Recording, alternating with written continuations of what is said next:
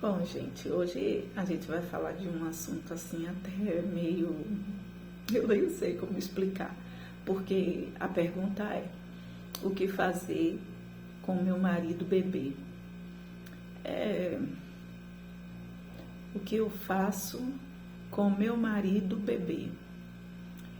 Eu vou lhe ser sincera, vou logo direto ao assunto, até porque esses vídeos que são colocados em redes sociais, que são esses negócios aí que tem que ser o vídeo curto, tudo bem, mas lá no YouTube eu vou botar o vídeo completo. Então eu vou gravar alguns, só com algumas pequenas partes e posta no TikTok, lá no Kawaii, né? E lá no YouTube a gente publica os maiores, que podem ser extensos, viu? Então eu só tô coisando porque eu não entendo, gente, esse negócio. E aí as pessoas ficam... Então, mas vamos aprender. Então, assim, vamos lá. A pergunta é: o que eu faço com meu marido bebê? Gente, eu não sou experiente, não, viu? Eu só tenho 13 anos de casada, mas eu vou falar, assim, alguma coisa. Se caso vier, por favor, me ajudem. E em breve eu vou trazer alguém com experiência para falar sobre esse assunto. Principalmente agora nessa época de chuva, frio, fica difícil de a gente ter que agendar direitinho com alguém mais experiente que possa ajudar meus irmãos e minhas irmãs, tá bom? Veja só,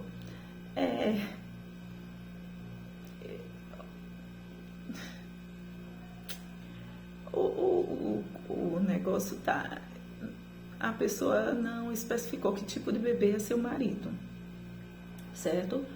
Bom, a notícia, assim, não é muito boa, mas eu quero dizer que tem jeito. Então, para aquelas que já estão pensando em desistir de assistir o vídeo, não desista não. Quem sabe você não vai dar uma reviravolta na sua vida. O único jeito é esperar o processo passar. Você vai ter que esperar ele se tornar homem. Vou lhe ser sincera, o processo é demorado, mas se tu tá disposta a manter o seu casamento, eu vou lhe dizer, ele vai ainda sair para a fase de criança, depois para a fase da adolescência, depois para a juventude, para depois se tornar homem. Então eu quero já deixar bem claro que o processo é difícil, porém não é impossível. E você vai ter que ter a paciência, não a paciência humana, porque se tu for ter a paciência humana, você vai pedir o divórcio em questão de segundo. Você vai entrar na lista dos divorciados, mas se tu pedir orientação e pedir a paciência do céu, vinda do céu, pedir unção dobrada da que teve na vida de Jó,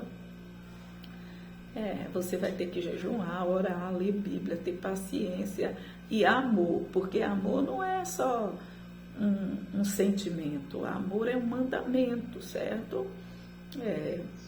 Então, assim...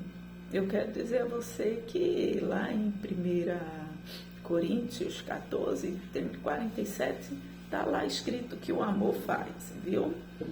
E agora é bom você prestar bastante atenção, ver o que é melhor para ti, certo?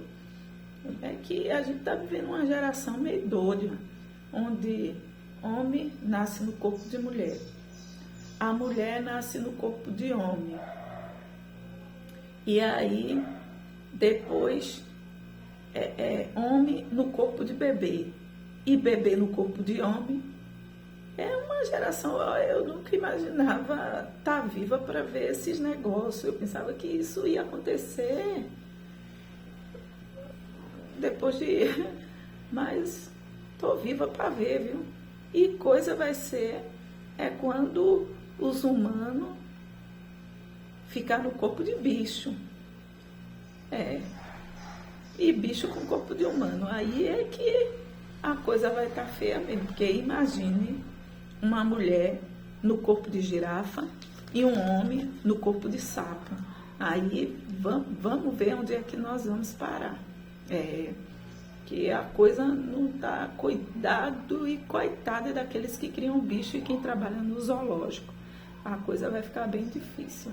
Então, assim, quero já deixar bem claro que esse negócio de homem e bebê não provém de Deus.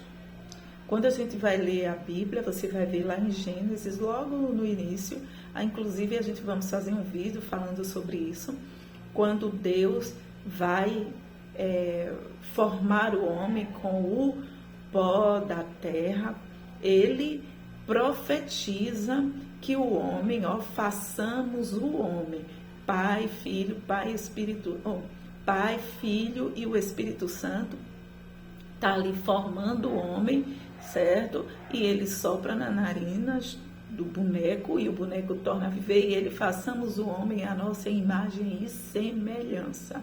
Ali não estava se referindo apenas ao corpo físico, à aparência, não. Ali vai algo bem profundo mesmo, que não é coisa para agora. A gente vai fazer um vídeo falando sobre isso. Então, assim, quando Deus falou isso para Adão, ele ainda era um boneco feito de barro, mas depois o homem já feito, já respirando, já de carne, Deus volta a profetizar de novo. Façamos o homem à nossa imagem e segundo a nossa semelhança. Então, isso é bem profundo. Depois a gente vai falar sobre isso, viu? Eu quero adiantar para a gente falar logo sobre alguns tipos de homem e bebê. Eu especifiquei aqui alguns e, então, assim, eu quero que você entenda também que quando você resolveu casar, porque a gente também tem que saber ter responsabilidade dos nossos atos. Quer dizer, tu resolveu casar e tu não conheceu a pessoa, você conheceu hoje, já foi morar no outro dia, eu não creio, porque aqui, pelo que eu vejo, são pessoas cristãs que fazem essa pergunta, não é pessoa que não é cristã.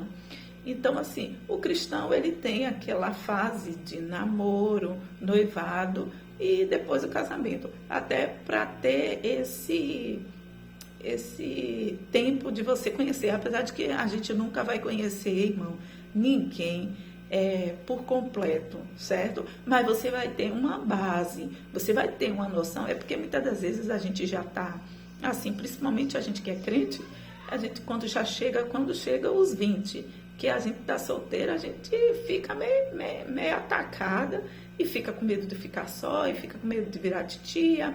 E ainda tem aquela coisa da igreja, que o tempo vai passando, você vai ficar só, né? Tem aquele negócio de, eu não vou ficar sozinha. Então, o primeiro que aparece, a gente logo se apaixona e fica... Porque a paixão deixa a pessoa cega, viu? O amor, não. O amor, ele é equilibrado. A paixão deixa assim, o homem tá pitando e bordando, dizendo quem ele é, e a gente tá cego. O amor não é amor, é paixão. Então, assim, o que eu quero dizer para você é que você inverteu o processo, aí ficou difícil, porque namoro é conhecer, mas a gente agora está fazendo o inverso. A gente primeiro, em vez de a gente conhecer a pessoa, a gente vai logo para aquele lugar e depois quer conhecer depois de casar, aí fica difícil. Às vezes o homem está mostrando quem é e a gente fica, ele vai mudar não.